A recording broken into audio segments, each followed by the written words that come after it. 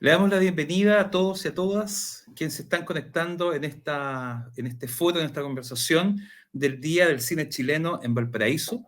Esta es una conmemoración en la memoria de Carmen Bueno y Jorge Miller, dos jóvenes, dos profesionales, dos cineastas, dos amantes del cine, que el día 29 de noviembre, tras el estreno de A la sombra del sol, primera película ficción filmada después del golpe de Estado, en ese estreno del día 29 de noviembre de 1974, la DINA los toma prisioneros y son lamentablemente parte de la triste nómina de detenidos desaparecidos.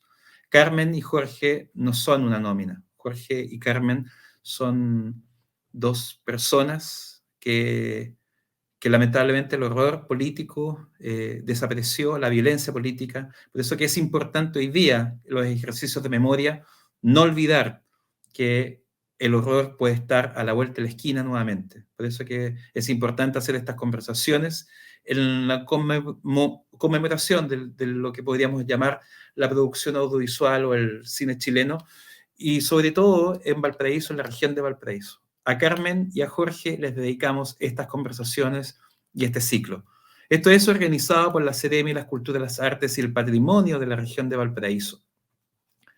Hemos contado con la presencia en estos foros online de directoras y directores de cortometrajes de animación experimental, directores y directoras de cortometrajes de escuelas de cine, documental y ficción, los directores y directoras de largometrajes de ficción y documental, y hoy día tenemos la posibilidad de quizás un capítulo aparte o quizás que abre muchas ventanas, quizás sea uno de los formatos más nuevos explorados dentro de lo que podemos llamar la producción audiovisual, que son las series, y sobre todo el valor que son series producidas y pensadas y realizadas en la región de Valparaíso.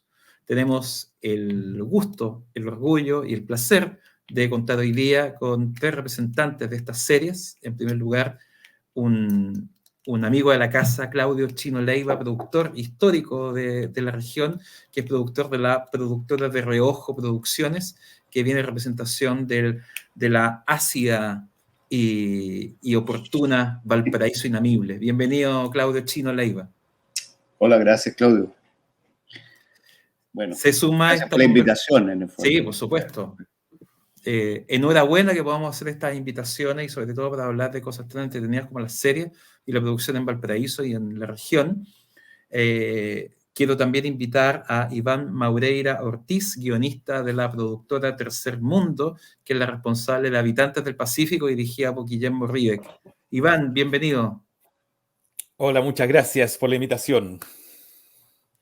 Y nuevamente, conectado desde Suiza, nuestro compañero Byron Juan, que es el director de la serie ficción Taller de Video de Equilibrio Audiovisual. Así que bienvenido, Byron, desde la fría Suiza. Gracias, un placer. Y gracias por toda la instancia, por todo lo que están haciendo ustedes. Muy, muy necesario.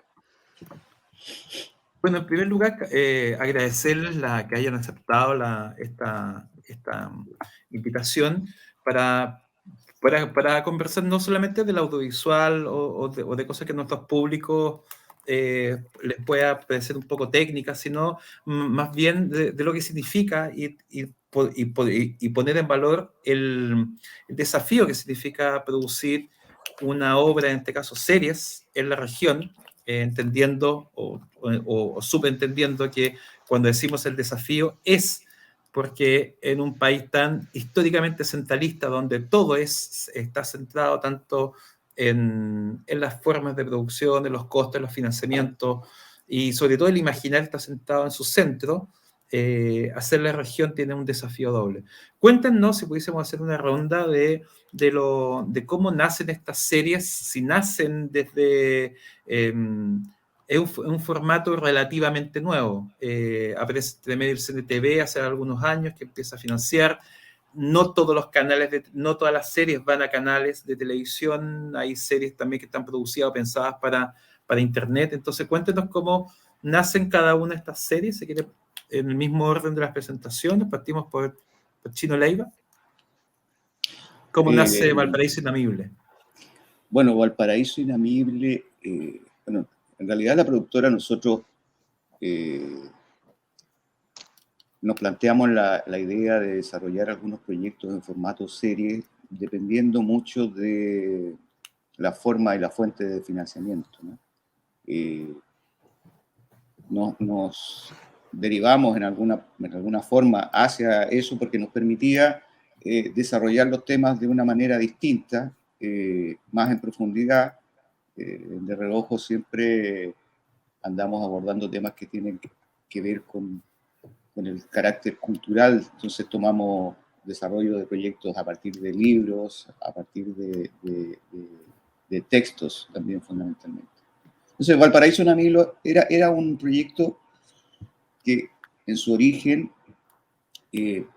tomaba una idea de un proyecto de un libro que se llamó Valparaíso no patrimonial, que era de Cristian Morales, que tomaba distintos aspectos de la ciudad que eran como cosas extrañas, a veces un poco bizarras o raras, ¿no? En el sentido de, por ejemplo, este tiburón que estaba colgando ahí en la plaza, en Portales, o el famoso monumento al water que había por ahí, o qué sé yo. En la calle Elías. Sí. O esta pasarela que no llegaba a ninguna parte ahí en Bellavista, que ahora la sacaron. El catálogo es muy grande acá. Sí, es un catálogo bastante extraño. Entonces, como no se podía desarrollar, digamos, como un largometraje en ese sentido, decidimos hacer como unos pequeños proyectos con unos pequeños clips financiados, digamos, por el Fondar regional. Entonces era un proyecto que estaba estructurado en base a unos capítulos muy pequeños.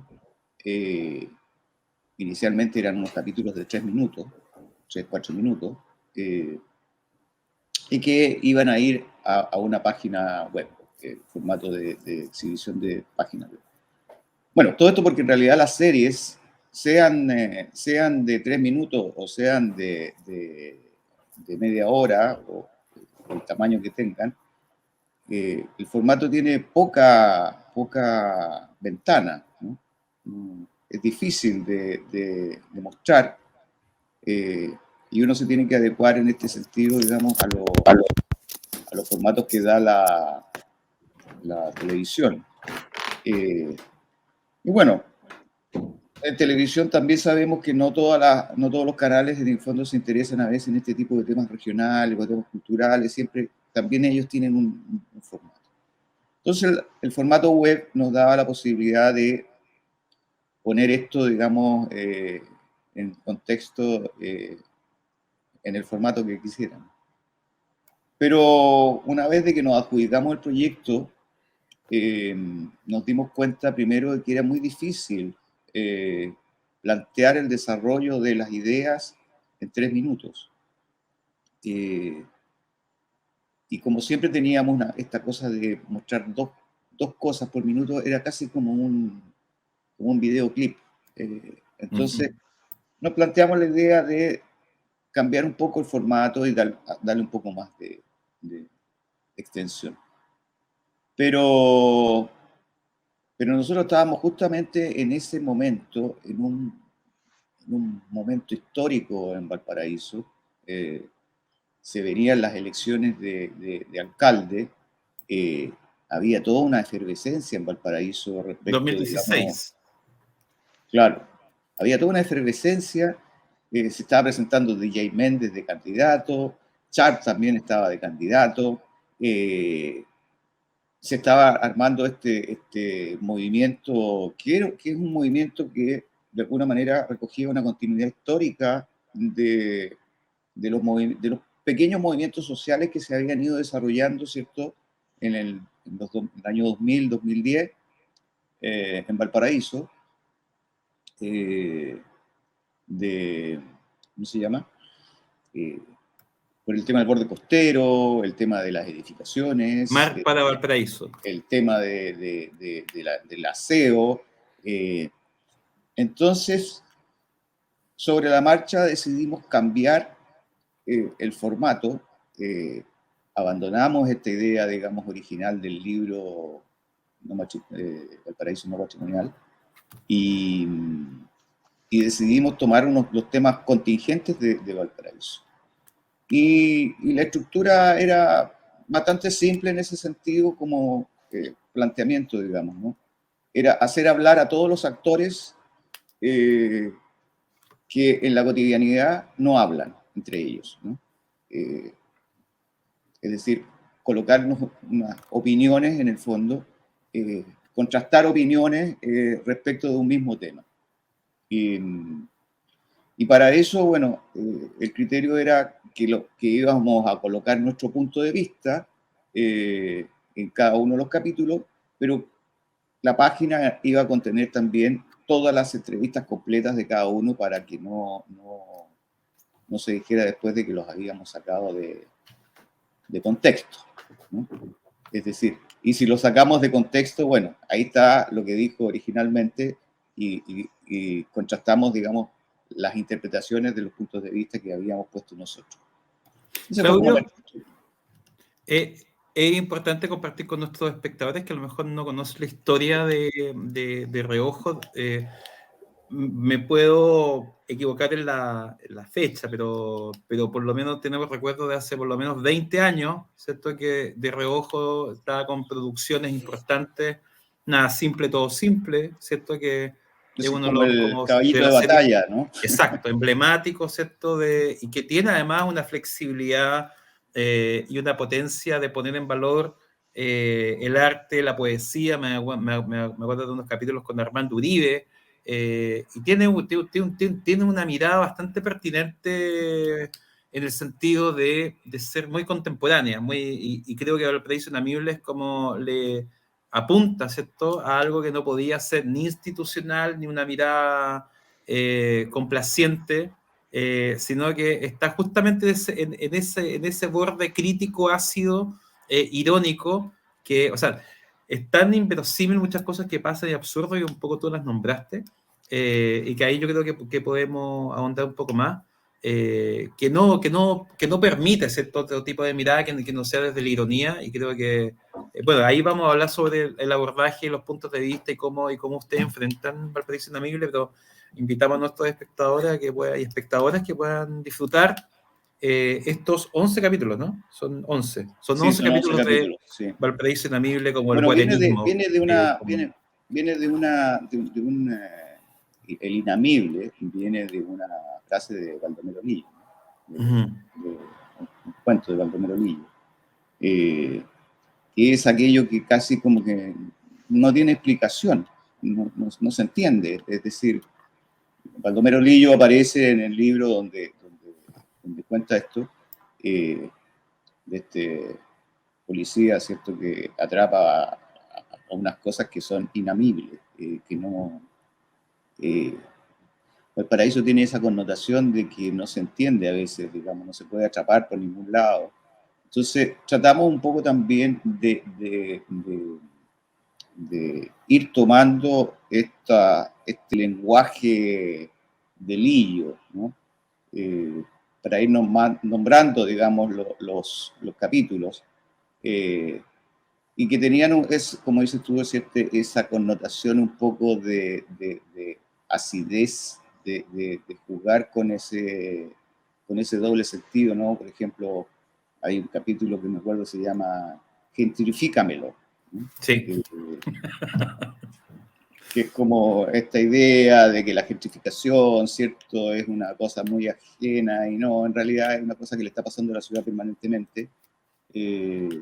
La chimbombancia, por ejemplo, que tiene que ver con el chimbombo, que eran todos los carnavales culturales, que en el fondo terminaban en unas tremendas borracheras.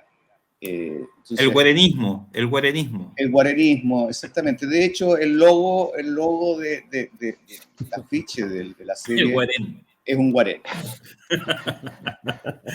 Sin eufemismo, así de claro. Bueno, Iván, guionista de la casa productora Tercer Mundo, ustedes, un fondo, pero acá, a diferencia de la alternativa o de dirigirlo hacia el espectro de la web, es directamente televisión, por Televisión Nacional.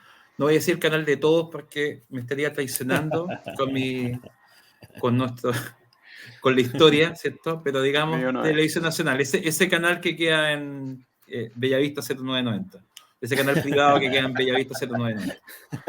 ¿Cómo fue ese proceso, entendiendo que Tercer Mundo ha despegado, ha tenido una potencia con muchas producciones? Siguen en recreo, ¿no?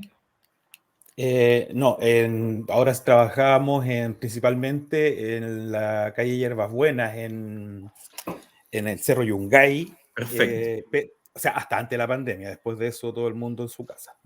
perfecto. Están domiciliados en Valparaíso. Cuéntanos, Iván, Sí. cómo fue, y si siempre lo pensaron para televisión. Es un formato, ¿cierto?, que va recorriendo distintos lugares que tiene que ver con estos habitantes del Pacífico.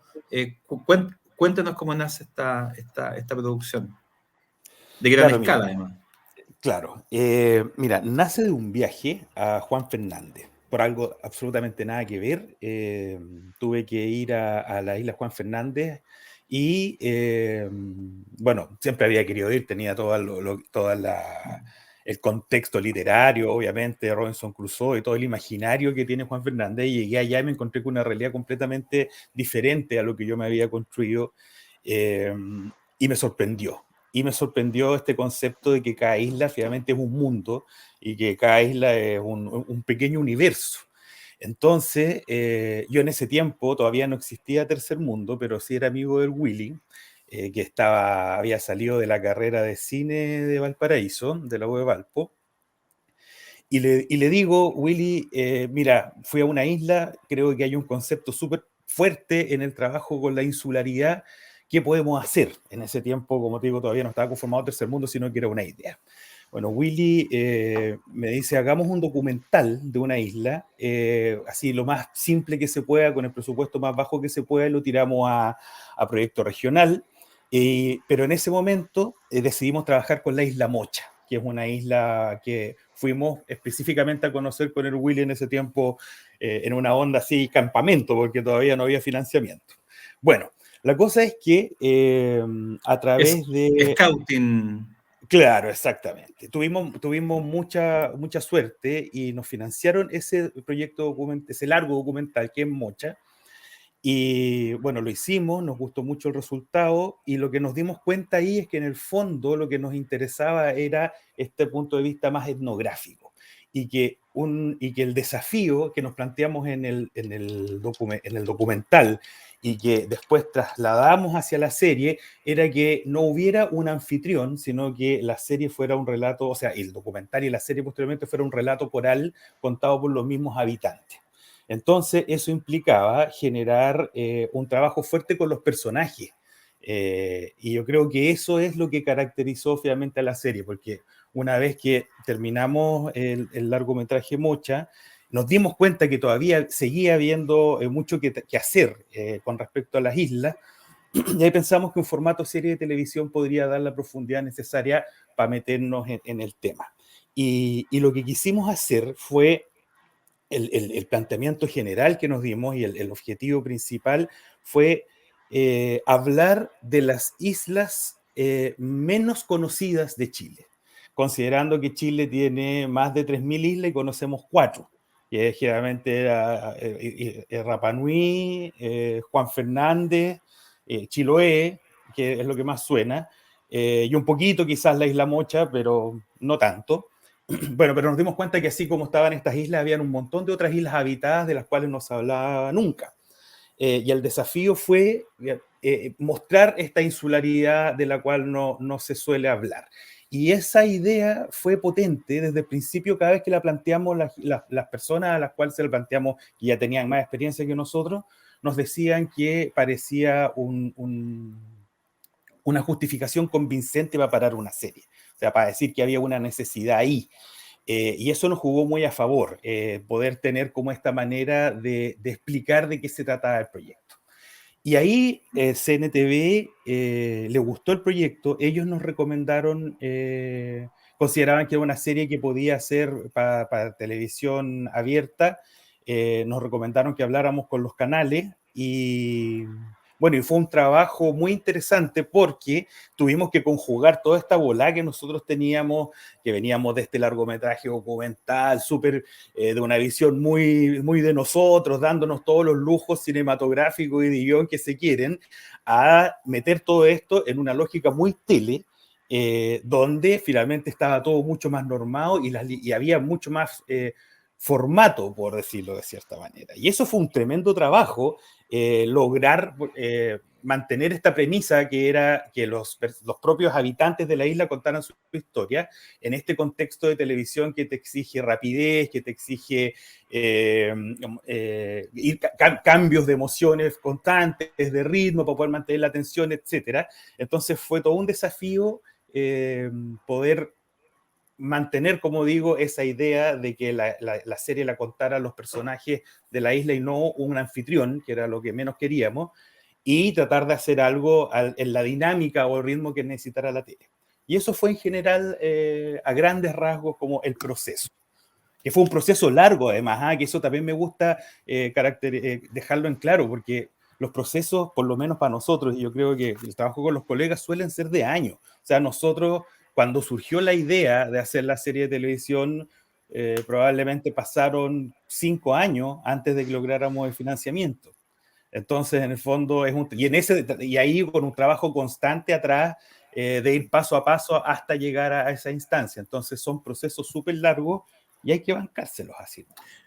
Iván, y la fecha finalmente de la emisión de Habitantes del Pacífico, ¿cuál fue como para tener la idea? El 2015, creo que fue el 2015, si no me equivoco. Lo que pasa es que después la dieron harto, por eso me confundo, como que la dieron una vez y después como que ya estaba dando vuelta a la cultura entretenida y estuvo harto tiempo. Pero creo que la emisión fue el 2015 o 2014. No o sea, ustedes seguro, aproximadamente 2009, 2010 estaban desde ahí que estaban con este. Como para que tengamos una idea del volumen de tiempo que significa y energía que significa estos proyectos. Es interesante, Iván, lo que mencionas, porque evidentemente esta es una suposición, pero me imagino que habían como dos cosas, ¿cierto?, en juego. Uno, la concesión, si podemos decirlo así, o la libertad editorial y de lenguaje, que tuvieron que hacer concesiones a un formato que ahí el canal o la televisión, digamos, el lenguaje de la televisión y las expectativas de la televisión, que eso lo podemos ver, eso lo podemos hablar en otros espacios, ¿cierto?, de cómo esto también puede cambiar también, las expectativas también que hay para que haya una nueva televisión y televisión pública, etc. Pero ustedes se enfrentaron en 2015, 2014 con una serie de códigos que tenían que transar, versus llegar a un formato tan masivo como la televisión. Y lo pongo en la mesa porque lo que nos dice Claudio, lo que nos contaba Claudio, de esta libertad, si podemos decirlo, una libertad editorial de que ustedes podían hacerle o darle el tono que estimaran, sin necesariamente una concesión del formato, porque ustedes apostaron al formato web. Entonces hay como dos formas de trabajar, pero no es ninguna, creo que puede ser la ideal. Todos tienen cierto tipo de concesiones y limitaciones, pero evidentemente es interesante cómo están estos dos: la televisión por un lado, o la televisión con su formato por lo menos convencional, a la libertad que puede ser la web, con sus limitaciones también de audiencia. ¿Tienen algún estimado de cómo les fue en visitas en el caso de Inamible y Visionado? Si TVN les dio reporte a Tercer Mundo, ¿tienen ahí ustedes como un parámetro de decir cómo? Sí, o sea, uno contabiliza, digamos, a través del mecanismo, digamos, del alojamiento del video, cuál es la circulación que tiene, digamos, cada uno de los videos, ¿no? Entonces hay algunos que tenían más visibilidad que otros, pero en general nosotros comenzamos a hacer la serie, ahí estábamos en el 2014, 2015, por ahí se fue alargando esto porque, imagínate, teníamos pensado hacer la serie para nosotros fue realmente complejo porque estamos pensando hacer algo muy pequeño y de repente se nos agrandó esto de que los capítulos estaban pensados de 3, 4 minutos y se alargaron a capítulos de promedio 15 minutos o 20, hay algunos que tienen más de 20 minutos. Significó que tuvimos que replantearnos todo el trabajo que estábamos haciendo, digamos, y bueno, eran 70, un poco más de 70 personas las que tuvimos que ir coordinando para poder armar este conversatorio, entre comillas, ¿no? Y como estaba en este periodo, coincidió con este periodo de elecciones,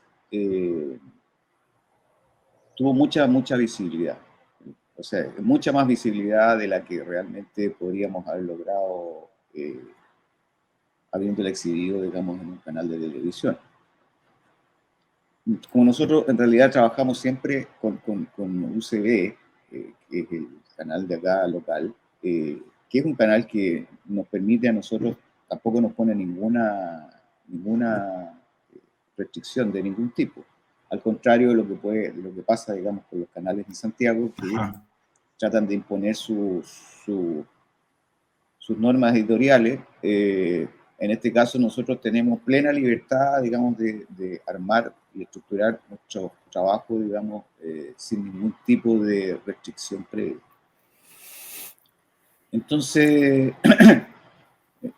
claro, eso nos da una libertad que es la que nosotros queremos. Y el formato web también nos permite tener esta posibilidad de tener muchas visitas. Entonces, teníamos un tema que cayó justo en el momento preciso. Entonces, la serie no solamente tuvo circulación a través de los canales habituales, digamos, de distribución, digamos, en la red, sino que además fue elegida para distintas instancias donde se analizaban los problemas de Valparaíso. Entonces, venía gente de ONGs del extranjero que hablaban, entonces nos pedían mostrar un capítulo específico, qué sé yo, cosas como eso, ¿no? Entonces, el formato en realidad se fue expandiendo, digamos, a distintas plataformas y distintas ventanas en el fondo de exhibición. Perfecto. Byron, el caso de taller de video, si podemos hacer una comparación o paralelo a Valparaíso Inamible y a Habitantes del Pacífico, es una apuesta totalmente distinta y porque introduce la ficción directamente con Aldo Parodi, Vanessa Miller, hay un desfile ahí de importantes figuras, pero que recurre además a la ficción en términos también como de autoparodia, en el caso de Vanessa, que aparecen capítulos de Plan Z. Hay una revisión también, es muy especial el hecho que extranjeros habitando en Valparaíso, que algo que por lo menos antes de la pandemia era muy frecuente, era un Valparaíso cosmopolita desde ese punto de vista, y también muchas expectativas sobre Valparaíso. De hecho, el capítulo 1 parte con una serie como diciendo, bueno, y Valparaíso estuvo bajo o dormido por el canal de Panamá, ¿cierto? Lo que significa la historia que siempre sabemos, ¿cierto? De dónde viene el bajón. Pero hay una gran expectativa hay una frase como diciendo, bueno, y ahora está renaciendo. Entonces es como importante ese otro punto de vista o ese otro lugar. Cuéntanos cómo se fue armando y cuál fue finalmente esta serie de 8 capítulos que están en la web, bueno, de equilibrio audiovisual. Taller Taller de video para mí es algo que estuvo siempre en la cabeza desde siempre. Como estudiante de cine en Valparaíso, con Juan Millán, con el director de fotos, siempre hablábamos como de los lugares que a nosotros nos gustaban más, como visualmente, los colores, lo que la ciudad representa, el tema de la diversidad, que para mí es súper importante. No hay nada más importante desde mi perspectiva para la evolución de nuestro país que la diversidad. Y era algo que estaba dando vuelta en la cabeza, Valparaíso. Y para mí es un regalo a Valparaíso. Eso es, tanto Valparaíso como Taller de Video, es simplemente mi amor por la ciudad, por todo lo que a mí me agrada del lugar, como con ganas de rescatarlo. Y también tratando de compatibilizar un poco los deseos de nuestra entidad que nos financió, que es el CNTV, y tratando de entender cómo llevar a cabo el proyecto por primera vez, porque era la primera serie que nosotros hacíamos, además ficción, que es un desafío mayor, y además en Valparaíso, o sea, como más difícil no podría ser, y con un presupuesto que si bien para Chile puede resultar súper, no sé, pero nosotros teníamos un presupuesto de cortometraje para cada uno de nuestros capítulos, y de cortometraje chileno.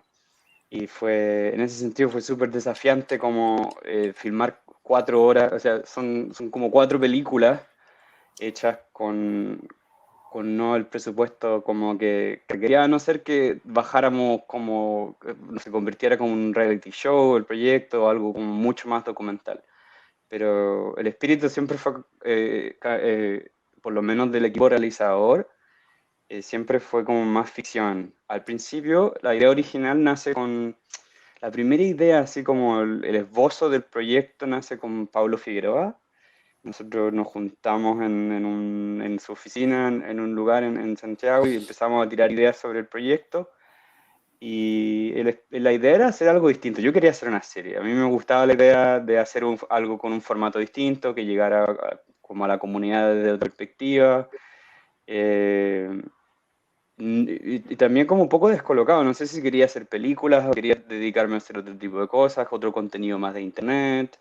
Entonces estaba un poco investigando y explorando, pero como dice bien Iván, estos proyectos son tan largos, o sea, Taller de Video, el primer teaser que nosotros filmamos lo hicimos en el 2013.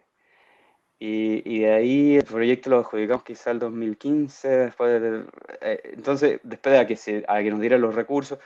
Entonces, ¿qué pasó? Que la evolución, yo estaba viviendo en Francia en ese minuto, escribiendo los guiones online, entonces como que mi vida iba cambiando un montón, cambiaban mis novias, porque todas mis novias están en los créditos del proyecto, entonces, porque son proyectos de muchos años, y eso, por lo menos este proyecto en particular, yo siento que todavía ni siquiera lo termino, la versión que a mí me va a dejar conforme el proyecto ni siquiera la he hecho. Entonces, pero el tema es que me encontré con que era un desafío gigante. De hecho, yo me vine a dar cuenta de lo que estaba haciendo cuando nos adjudicamos el financiamiento. Yo estaba en Francia, miro al presupuesto, y empiezo a mirar cómo lo voy a hacer, a tratar de tirar los números, cómo lo voy a hacer. Dije, no, me voy a matar, voy a estar 1 año y medio en esto y mi vida va a ser solo esto, trabajando 10 horas diarias. Y nada, como que entré en pánico, dije, no sé si lo puedo hacer en primer lugar. Incluso hasta me cuestioné si debería rechazar el financiamiento porque sentí que con la persona que originamos el proyecto y no estaba cumpliendo sus funciones de productor, porque además él tenía otros temas personales, otras cosas. Entonces fue un desafío tanto artístico como profesional, como súper, súper grande. Me mató solo la escritura de los guiones del proyecto, porque además está esta presión de televisión, de que, bueno, esto tiene que estar acá rápido y muévete con esto, y era justo como una lógica en la que yo nunca había trabajado, como siempre me di el tiempo que se me antojara para editar lo que yo quería editar o a mi ritmo, pero acá había como otro ritmo impuesto, y al igual bueno, también estábamos trabajando con CB Televisión, y ellos fueron súper abiertos en tema de contenido, nos dieron mucha libertad, pero nosotros igual negociamos con otros canales, TVN rechazó el proyecto 2 veces, tanto como en papel, como ya como serie. También no sé, como tratamos de meternos dentro del mainstream porque era el sueño de CNTV. Yo creo que a CNTV le gustó mucho la idea de que estaba Javiera Contador en el primer teaser, porque era un rostro mucho más como de llamar pantalla, qué sé yo. Y a Chilevisión le gustaba eso y nos ofreció como que le regaláramos el proyecto, el 60% del proyecto, y ellos nos daban como el 20% del presupuesto que teníamos. Y era como, ¿pero por qué? Era como, ¿por qué vamos a hacer eso? Porque somos jóvenes e ilusos.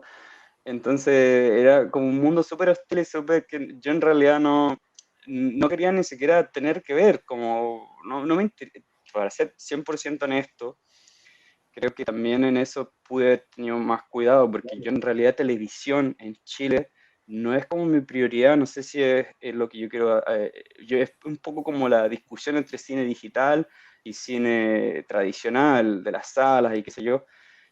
Para mí, yo estoy feliz con el tema de los nuevos formatos y creo que hay que, estas plataformas, lo que están haciendo ustedes, es el camino, es hacia donde vamos y es lo que estamos utilizando prácticamente. Yo creo que la mayor parte de la gente vio nuestra serie hasta ahora en el celular, entonces es como otra lógica que yo ni siquiera entiendo tan bien. Pero nada, como que eso fue un poco el nacimiento del proyecto, fue un poco con esta incertidumbre, además porque yo tengo un primo que es youtuber y que de toda la gente que yo conozco que ha trabajado en cine, audiovisual y que ha estudiado un montón, la persona más exitosa como financieramente y como rostro mundial, es justamente mi primo chico, que es un youtuber que nunca estudió nada. Entonces, el tema como audiovisual ha cambiado un montón y de eso un poco se trata la serie, como de entender la diversidad y de que cada uno de nuestros personajes era especial desde su perspectiva. Y eso me acuerdo mucho de la escuela de cine, que siempre había como esta rivalidad, como la competencia, mi corto es mejor que el tuyo, mi idea documental es mejor que la ficción, es como, da lo mismo, o sea, todas las personas son válidas y todo el mundo es un rockstar en su propia forma, como así lo veía yo, y eso es lo que quería transmitir con el proyecto. Y Juan o Byron, eh, eh, es muy interesante, me quiero colgar de lo último, de la experiencia que tú tuviste y que, bueno, y que un poco Claudio también y Iván nos relata las experiencias que tienen frente a los formatos que hoy día, cuando hacíamos la introducción de este conversatorio, decíamos, claro, es un formato quizás que se está explorando, es de los últimos formatos que están apareciendo, o sea, que no es las lógicas convencionales y por lo tanto se están enfrentando también a desafíos nuevos, que evidentemente los desafíos de podemos llamar series / televisión o series / web, quizás del 2013 a la fecha, 2021, han cambiado efectivamente, porque las expectativas sobre las pantallas o la relación con las pantallas son distintas. Tecnológicamente hoy día hay una abundancia, ¿cierto?, de formas de ver, y hay una serie de transformaciones que tienen que ver, me imagino, con el ámbito político, cultural, ¿cierto?, que con las imágenes que sí están, algunas que están envejeciendo.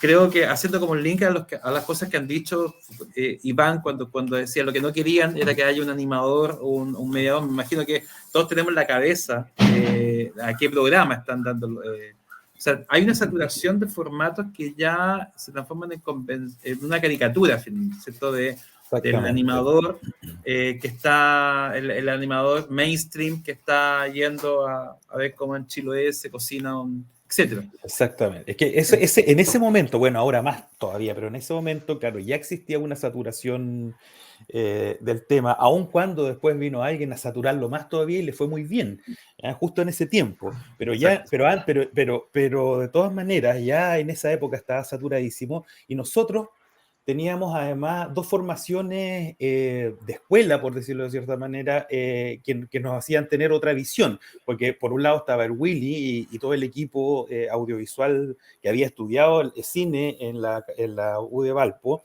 con una visión muy de hagamos lo que se pueda con lo que hay, obviamente, o sea, no seamos exquisitos, esta cuestión hay que hacerla como sea, por un lado, y por otro lado venía yo con una formación como un punto de vista más antropológico, que era como cuando tú pones a un personaje a visitar un lugar, en el fondo lo que estás viendo es a una persona que se mete en un contexto, una persona de un contexto que lo meten a otro contexto, ¿ya? Pero en el fondo lo que estás viendo es a esa persona, ese es el protagonismo, y todo lo segundo queda opacado en esta especie como de chiste malo de alguien que se va a meter ahí, se sorprende de las cosas y se emociona y qué sé yo, ¿cachai? Que está bien, pero no era lo que nosotros queríamos. Entonces, en el fondo, el punto de vista etnográfico va en eso, en porque el foco esté siempre en las personas y que ellos te cuenten las cosas, que no te lo evalúe alguien de afuera, aun cuando al momento de producir, editar, hay una mirada. De todas maneras, la idea era esa, es como, ¿por qué alguien tiene que venir a traducirnos una realidad especial? Como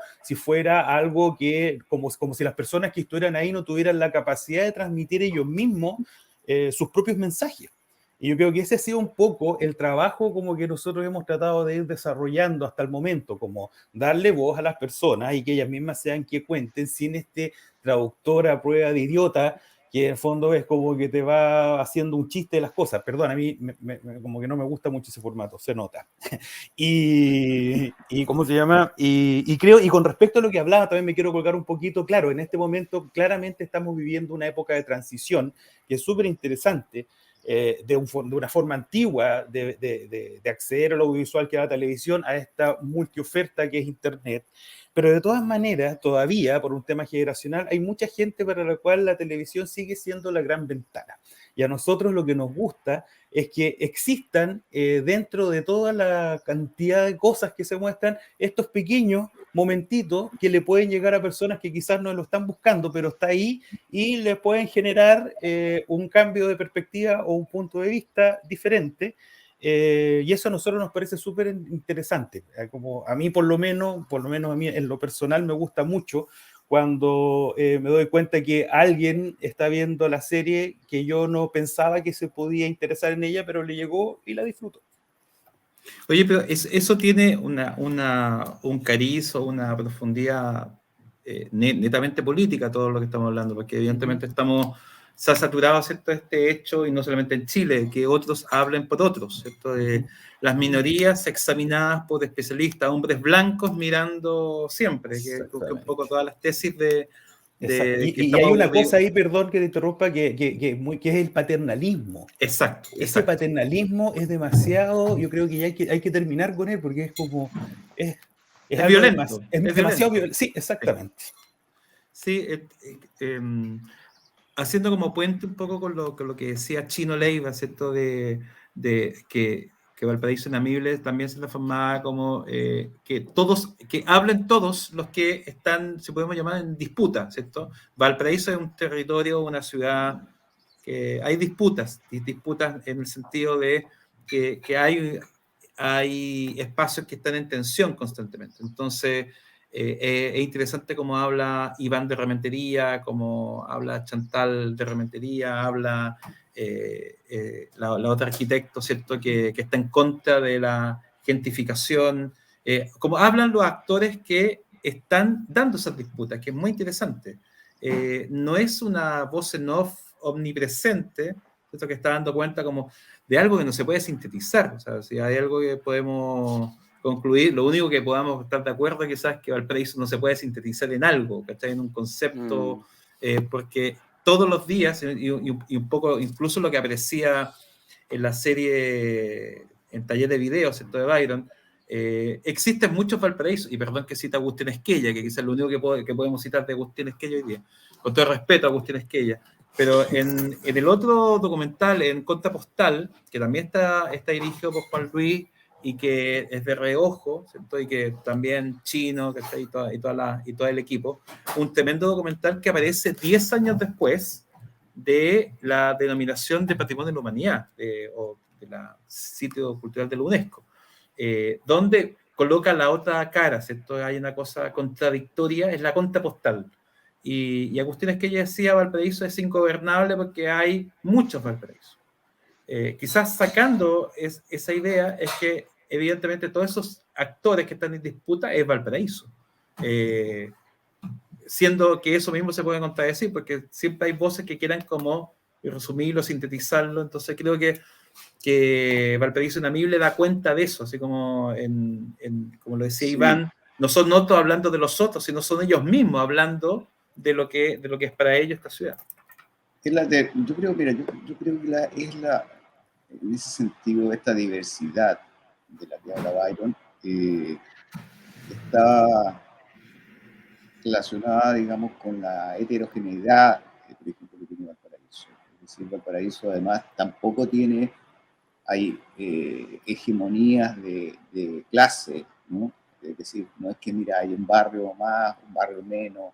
En general siempre se ha ido desarrollando de una manera homogénea. O sea, el pobre vive al lado del rico y esa mezcla, en el fondo, se va retroalimentando. Claro, el proceso de gentrificación que se produjo, por ejemplo, en el Cerro Alegre, es un proceso distinto, porque ahí marca un sigma, digamos, en el desarrollo del proceso de Valparaíso, ¿no? Que hace que la gente que vivía ahí, que habitaba en esos lugares, se vaya y eso se transforma, digamos, en un lugar turístico. Pero claro, yo creo que aquí hay varios temas en el fondo. Cada producción busca su espacio, busca llegar, digamos, a través de un determinado mecanismo a un determinado público, o expandir también, ¿cierto?, estos públicos, en el fondo, tener otros alcances, y en ese sentido las plataformas digitales y los teléfonos, fundamentalmente, le han dado otra posibilidad, digamos, a la exhibición de este tipo de proyectos. Otro alcance. Más allá, digamos, de que nos guste o no el formato, ¿no? Porque es un encuentro terrible mirar un formato audiovisual en un teléfono. Es decir, todas estas características técnicas, además de que tienen las series, ¿no? Que hay que preocuparse de la iluminación, el tipo de formato de cámara, el tipo de compresión, etcétera, que además hay otro mundo, digamos, de producción que también era distinto del mundo análogo. En el mundo análogo tú tenías la película y tenías una cámara y todo funcionaba igual, independiente de si la cámara tenía más o menos prestaciones, el mecanismo con el cual se construía la imagen era el mismo, ¿ya? Ahora no, ahora puedes hacer una serie con un teléfono, puedes hacer una serie con cámaras que tienen distintos formatos de compresión, etc. Todas esas cosas, cuando tú las muestras finalmente, cómo se construye el proceso, digamos, de la construcción de imagen, es un gran tema, porque al final quien lo ve también dentro de sus propias posibilidades. Hay gente que tiene una forma de verlo de manera digital en una gran pantalla, con un buen computador, etc. Y hay otros que tienen un teléfono básico, con una pantalla con una compresión mínima. Entonces, tampoco todos ven lo mismo, quiero decir también en ese sentido. Más allá, digamos, del tema, digamos, cultural que hay detrás, ¿no? En términos técnicos, tampoco todos ven lo mismo. Son muchas series, por así decirlo, muchas formas de mirar las cosas. Y yo creo que no sé si es una transición o es un proceso, como diría Heráclito, de evolución continua en el que entramos, ¿cierto? De que difícilmente vamos a salir, en el que el mercado, ¿cierto?, va a estar determinando la forma en cómo nosotros vamos a ver los contenidos. Bueno, eso es una, yo creo, de los desafíos y las preguntas que insisto y retomo, incluso está en la editorial, ¿cierto?, que lo pueden encontrar en Día del Cine en Valparaíso.online. Pueden encontrar, además de todos estos contenidos y las biografías de ustedes, también pueden encontrar lo que hemos escrito, y que quizá el capítulo nuevo que se está abriendo y que presenta más desafíos es justamente las series, porque está en disputa, ¿cierto?, el formato, un poco la experiencia de Byron, ¿cierto?, con los pirañas de Chilevisión y de los canales grandes, lo que significa también el desprecio de Televisión Nacional, cosas que hoy día pueden estar en crisis, pero también hay que pensar en otras alternativas, si va a ser directamente con la nueva señal, la promesa, ¿cierto?, del canal digital y el canal cultural público, si van a haber otras señales, si van a haber canales regionales, que quizá hoy día, a propósito de esto, está una otra promesa, ¿cierto?, que deberíamos reactivar, que es cómo los contenidos regionales puedan estar visibles en buen formato, buena calidad y con la tecnología suficiente, pensando también en los cambios tecnológicos que hay, que hoy día es posible, cosa que hace 10 años esta conversación tendría otros tintes. Hay hartos desafíos y preguntas que quizás nos estimulan, ¿cierto?, con la posibilidad también que existe en la región universidades públicas, universidades que hay 3 carreras de cine. Aprovecho de saludar a todo el equipo que está en puestos créditos también, que está, aparte de Juan Luis Tamayo, está Guillermo Ribe, Paulina Pazzi, Paulina Ferretti, Jorge Acevedo, Carlos Pino, que son el mismo Juan o Byron, ¿cierto?, que son egresados de escuelas de cine, de la Escuela de Cine de La Valparaíso, que es una enorme contribución, y qué lindo que se puedan encontrar acá, pese a toda la demonización que tiene el mercado y el neoliberalismo contra la arte y el cine. Se están haciendo contribuciones a la imagen, y eso ha sido vuestro trabajo. Así que Iván, Chino, Byron, les agradecemos enormemente este espacio de conversación. Nos quedamos con gusto a poco. Si no hubiésemos estado en pandemia, hubiésemos seguido en el café del lado, pero Me gustaría, si es pertinente, decir algo más sobre la diversidad, que Byron, tengo por muchas favor. ganas de decir. Que lo que yo por lo menos entiendo y practico en mi vida es que tenemos esta idea de que existe una realidad objetiva, como un mundo objetivo. Y si algo he aprendido en mi vida es que no creo en eso, creo que hay solamente mundos subjetivos. Es mi verdad, tu verdad es tu verdad, y es tan válida como la mía. Cada verdad es válida y pueden coexistir, ¿me entiendes? Como la persona que cree que Jesucristo existió y la que cree que no existió, es válida, es tu verdad, esa es tu verdad y va a servir para tu proceso, y esta es tu verdad que va a servir para tu proceso.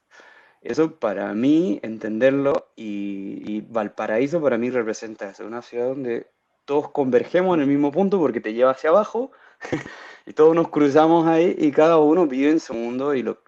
Yo pensé que había muchas ciudades así, he viajado un montón y no encontré otro lugar tan diverso, tan entretenido, tan increíble como Valparaíso. Eso quería decir. Perfecto. Muchas gracias, Byron, y esfuerzo también de conectarte a otras horas, otros horarios, y con la nieve de Suiza. Nosotros nos quedamos aquí con el cambio climático de esta región, que no sabemos a qué clima pertenece, pero bueno. Le agradecemos. Esta fue la conmemoración del Día del Cine Chileno en Valparaíso, organizada por la Seremi de las Culturas, las Artes y el Patrimonio. Tuvimos a Chino Leiber, representación de Riojo Producciones, Iván Maurera, representación de Tercer Mundo, Byron desde Suiza, representación de de Equilibrio Audiovisual, pero su obra también lo tuvimos con Valparaíso. Así que pueden encontrar en este sitio Día del Cine Chileno en Valparaíso.online, pueden encontrar estas series, Habitantes del Pacífico, pueden encontrar Valparaíso Namible y Taller de Video, así como los cortometrajes de ficción documental y experimental y los largos de ficción y documental, todos estas 18 obras hechas, pensadas y producidas en la región de Valparaíso. Fue un placer. Nuevamente dedicamos a Carmen Bueno y a Jorge Miller estas conversaciones y estas augurios, promesas o desafíos para que podamos tener un país más justo, más libre. No vale la pena dudar, porque no da lo mismo quién sea nuestro futuro el próximo año. Así que un abrazo a todos. La cultura siempre está en juego y siempre está en peligro, así que tenemos que defenderla. Un abrazo. Muchas gracias. Muchas gracias. Un abrazo. Chao. Gracias por la a todos. invitación. Gracias a la gente que se dio el tiempo de ver esto. Gracias. Muchas gracias. Chao.